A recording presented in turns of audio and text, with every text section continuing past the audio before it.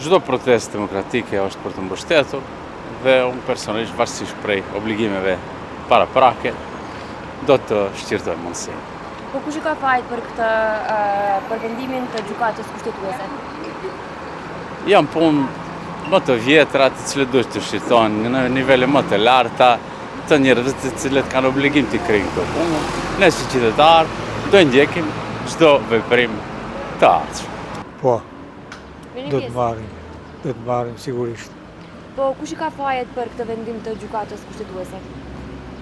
Po, unë mendoj se nuk ka qenë bas në rregull puna, këto nuk duhet i heken ato pasi a vendos që të jenë rregullat. Mendoj se nuk është mirë të heqen. Duhet, ai vendimi që ja marrë duhet të zbatohet. Në jam i mendimi që shumë rrugë nuk i ka në emnat e vetë. Duhet ndrohen në emnat. Të tova, si mas rendin, a më shumë me shqiptarë. Kanë me e kohës ishë Jugoslavisë rrugë të emnat e moqëm. Po, kush mendoni që i ka fajet për këtë vendim të gjykatës kushtetuese? Kush i ka fajet? Qeveria. A do t'i bashkojni nesër protestës që ka organizuar BDI-a për emrat e rrugëve në Tetov? Jo.